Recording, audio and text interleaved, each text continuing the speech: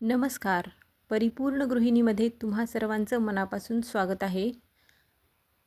Fresh मटारचे frozen मटार कसे बनवायचे ते आजच्या व्हिडिओमध्ये आपण पाहणार आहोत.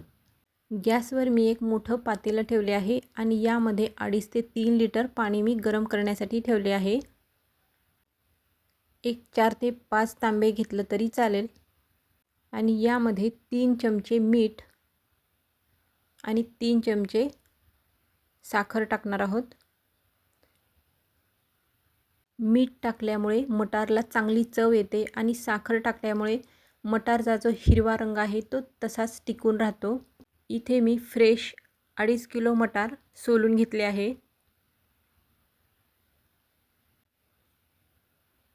मीठ आणि साखर टाकल्यानंतर आपण हे आता मिक्स करून घेतलेलं आहे. आणि पाणी चांगलं गरम झाल्यानंतर आपण हे मटार यामध्ये टाकून घ्यायचे आहेत. मिक्स करून घेऊ. मीडियम गॅसवर आपल्याला 5 ते 6 मिनिट असेच ठेवायचं आहे. इथे मी नॉर्मल पाणी घेतले आहे आणि यामध्ये बर्फ आपल्याला टाकून घ्यायचा आहे. हे पहा, आता छान हे मटार झालेले आहेत. 6 मिनिटे झालेली आहेत. तर आपण हे चाळणीमध्ये काढून पाणी निथरून घेणार आहोत. लगेचच आपल्याला हे काढून घ्यायचं आहे आणि पाणी निथरून झाल्यानंतर थंड पाण्यामध्ये देखील आपल्याला लगेचच टाकायचं आहे.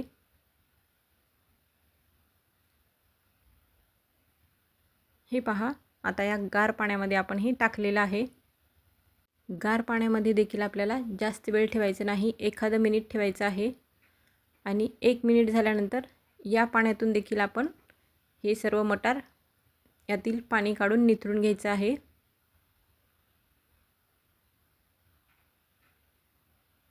हे पहा, अशा पद्धतीने आपल्याला यातील पाणी सर्व निथरून घ्यायचं आहे.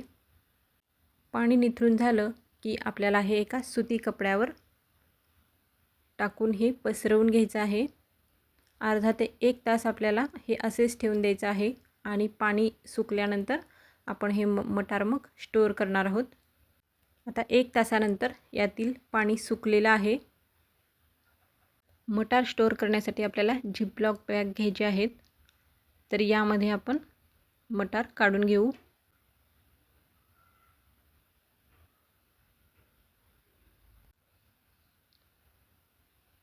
काढून घेऊन याला सील करून आपल्याला अशा पद्धतीने सर्व बॅगमध्ये आपण काढून घेऊ. सर्व बॅगमध्ये काढून झाल्यानंतर आपण हे फ्रीजरमध्ये ठेवणार आहोत.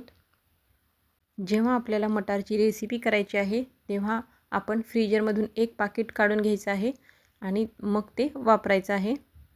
6 ते 7 महिने हे मटार आरामात टिकतात. तर अशा पद्धतीने तुम्ही मटार नक्की स्टोअर करा. आणि आजचा व्हिडिओ पाहिल्याबद्दल